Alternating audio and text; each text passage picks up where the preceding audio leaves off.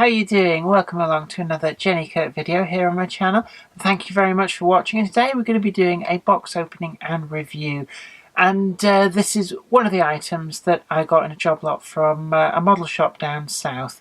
It's a special commission wagon, so without further ado, let's take a look. So here's the model. We've got in a standard Bachmann blue and red box. It's a special commission from the Kernow Model Centre, and this is catalogue number 33-300W. And this is using actually what is now quite an old base model. It's the old X mainline Great Western towed brake van.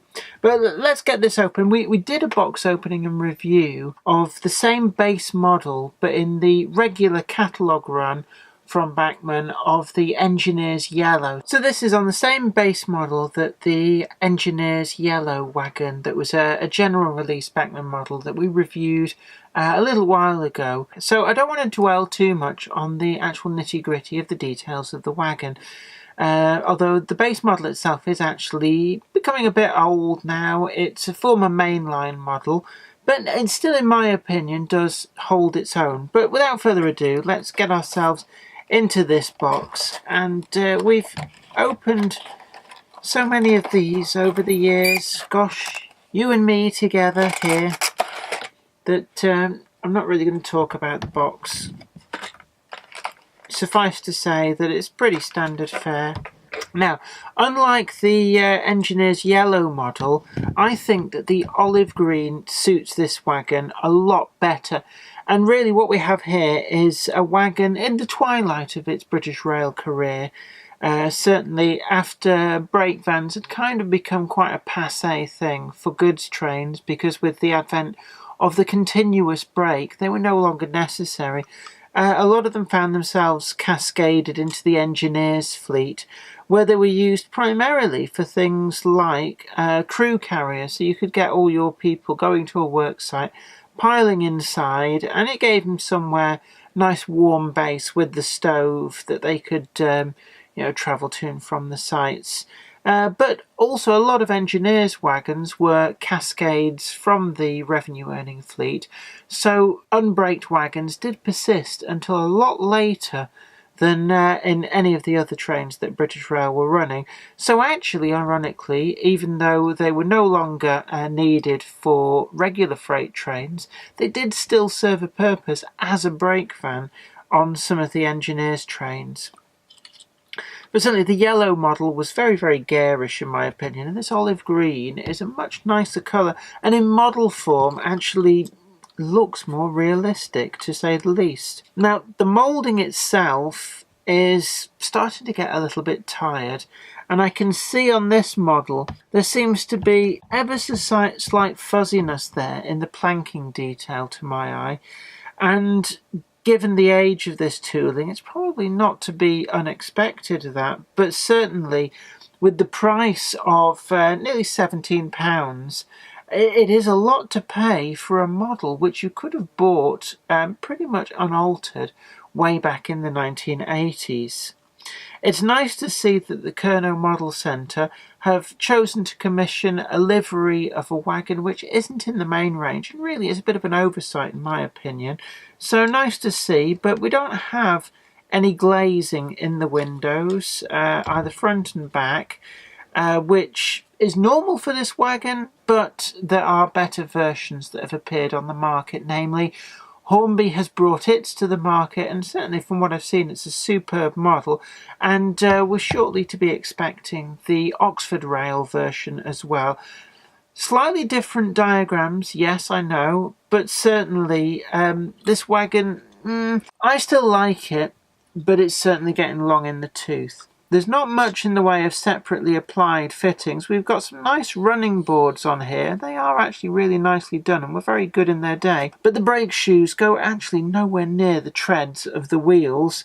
We do have a modification over some of the earlier versions, and the couplings are actually now appearing in NEM pockets, and that is a good update from Bachmann, because certainly for a good long while it just had the screw-on couplings, which meant that if you wanted to change these for KDs or anything else, it was a bit more of a faff. So that is a welcome addition and actually scores it a little bit higher than I would have otherwise given it. We've got disc wheels fitted here. These are the standard Bachmann metal disc wheels, whereas in Great Western days the vans ran on spoked wheels. Certainly in later years the wheels would have been replaced with more modern versions, so it's nice to see that Bachmann have accurately represented a wagon which has had its wheels replaced. I know it's only a small detail, but it's little things like this which are important to an awful lot of people. Now, the tempo printing that you can see here,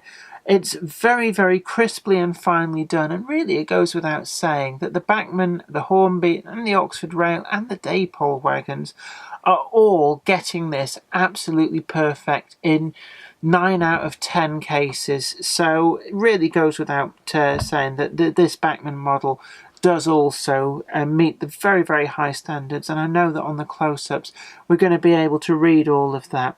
So we've got the TOPS data panel. This wagon's coded ZTO. Z because it's a four-wheeled engineer's fleet wagon. T denotes that it's a brake van or crew carrier, and the O means that it's unbraked. Well, certainly no train brakes. What it did have is a handbrake, and one of the reasons that the towed brake vans were withdrawn from revenue earning service quite early on was because the unions objected to the fact that the handbrake handle there was out on the veranda, which meant that the guard had to come out in all weathers and get cold and wet and miserable to be able to deal with the brakes. Whereas with the ex-LNER type wagons and ex-LMS wagons, the handbrake was in the cabin, which made for much better operating conditions. Now, I've seen a lot of people talk online about, did these wagons have to get turned around so that the veranda always pointed to the end of the train? And really, no, they didn't. The wagon was perfectly capable of running in either direction, although certainly if it was at the end of something like a coal or a sand train, I really pity the poor guard that would have to sit in this veranda dealing with the brake being, well, sandblasted with stuff being blown off the wagons. There's not really much else to say about the wagon that we haven't already covered in the yellow engineers version review. The buffers aren't sprung. The handrails, the tempo printing does bring them out nicely, but they are moulded as part of the whole moulding. We have the chimney. It's a little bit on the coarse side, but it is there. And then we've got the rain strips nicely reproduced on the side. Other than that, not really anything else to say. I'd give this wagon a 6.5 out of 10, and I feel that really quite cruel scoring is probably more down to the fact that the wagon has become very much long in the tooth, and I know I've sung its praises in the past, but really now with the Hornby and the Oxford Rail models hitting the market at what is actually more favourable prices in some instances, I think the time has come for Bachmann to review what they're doing with this wagon, and certainly I think if it wants to compete with the others in the market, it really needs to have a price cut to bring it in line with the other models, which are far superior. But that said, it's nice to see livery examples which aren't appearing in the main range. So Kernow Model Centre has to be applauded for putting their money where their mouth is and actually commissioning wagons in liveries which haven't hit the main range. And without this, a modeller wouldn't really be able to add these to their engineers' fleet. The olive green is one of my favourite liveries for the wagons. So for me, even though the wagon has its limitations, I felt that, notwithstanding that, it was a wagon that I needed to get to add to my collection. Well, I hope that was informative to you. Thanks again for watching this video, and don't forget to like this video, share it too, and also subscribe to the channel, and you'll be the first to know about new videos as and when they go up. Anyway, you take very good care of yourself, and this is me, Jenny Kirk, saying until next time, bye for now.